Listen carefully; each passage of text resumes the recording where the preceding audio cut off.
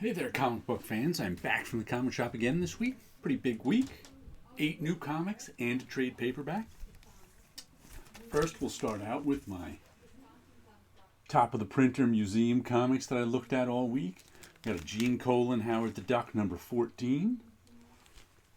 And we've got a Richard Corbin, Rage More, number 2 of 4. I just felt like a little Corbin. I picked out that weird one. Then I didn't realize till sometimes, I didn't realize the theme until after I pick them sometimes, but definitely a horror theme in these two. Now I'll put them away and pick out 2 new ones. Let's see the first thing I got this week. Hallows Eve, a comic shop news. One of the freebies. What is Hallows Eve from? Marvel?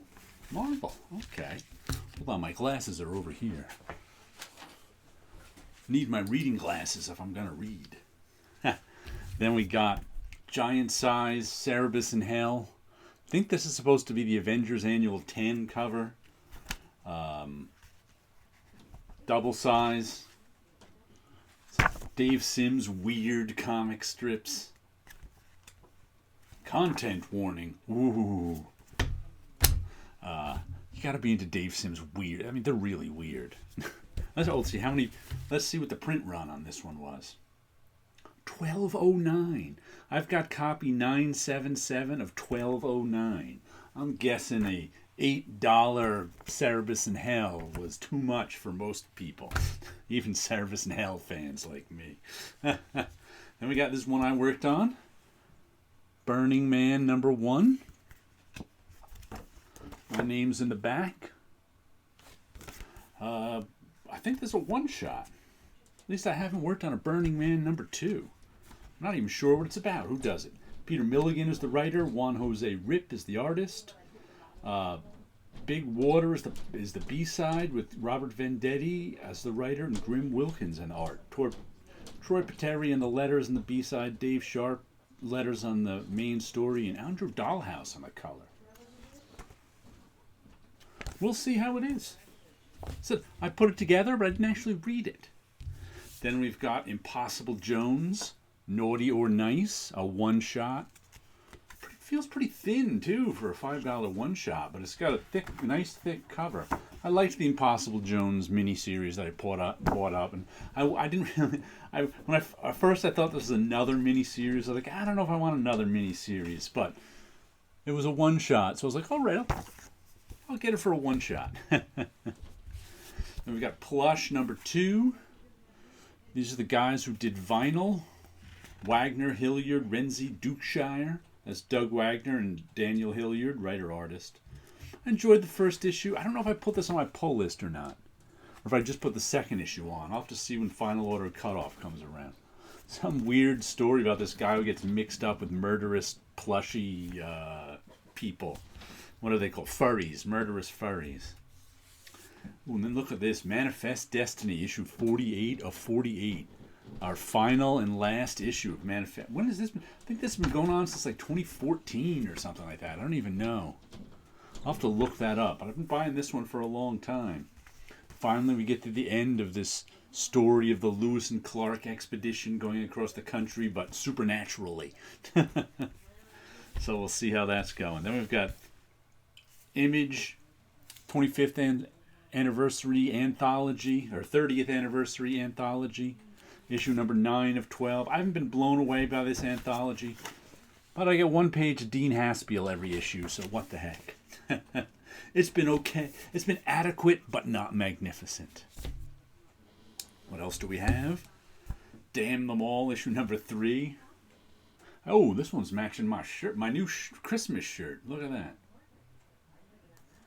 Damn Them All, number 3. Charlie Adler is the reason I'm buying this on the art. Simon Spurrier is writing some sort of... I guess you'd call it if, like, John Constantine Hellblazer had a daughter. And she's investigating her uncle... Or maybe it's not a daughter, a niece. She's investigating her uncle's death, who died mysteriously. Liked the first issue. The second issue I fell asleep during. But then I reread it the second time. And it turns out it wasn't the comic, it was me. I was just really tired when I read it the first time. Enjoyed it a lot more the second time when I was awake. So we'll see how this one goes, but I've been enjoying them. Then we've got Creep Show, issue 4. Take a look at that image because it's kind of cool. Issue 4 of 5, I think that is. There's only one more issue of this. Who do we got in this issue?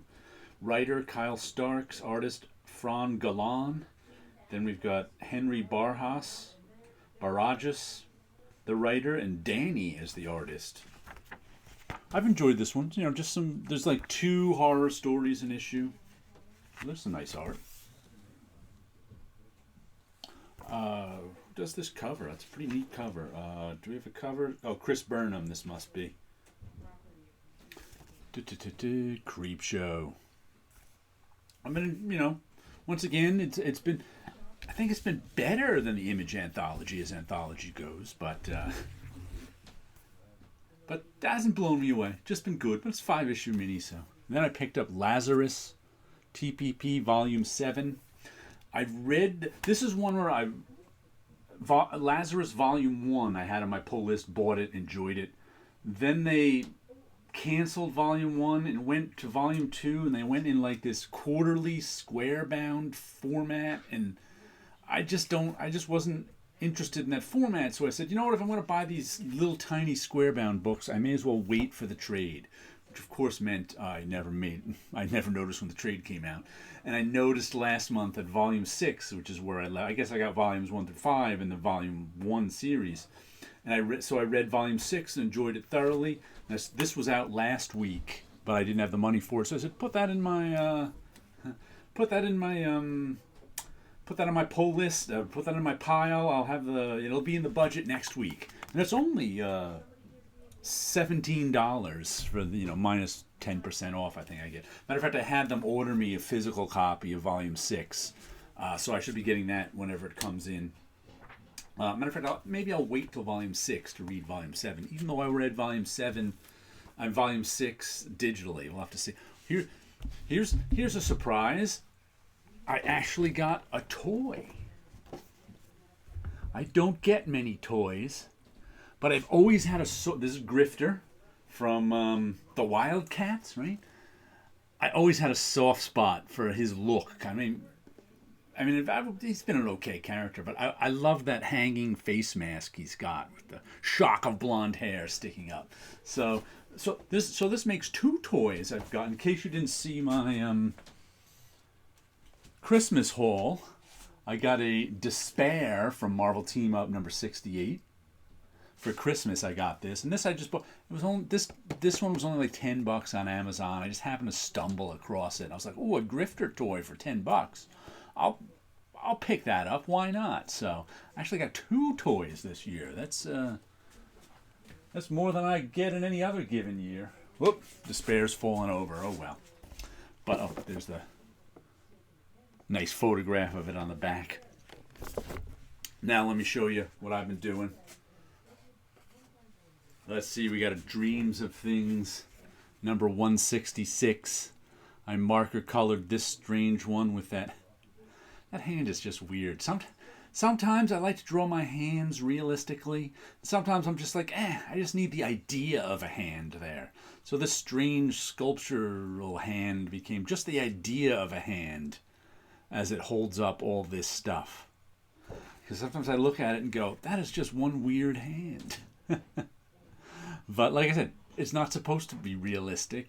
It's supposed to just get across the idea of hand to you and me. And sometimes it makes me wonder why I pick just the idea of a hand. I don't know. My own art can be a mystery to me. I like this lilac shirt. Once again, a new Christmas present. Up in my shirt game for my videos. All right, there you go.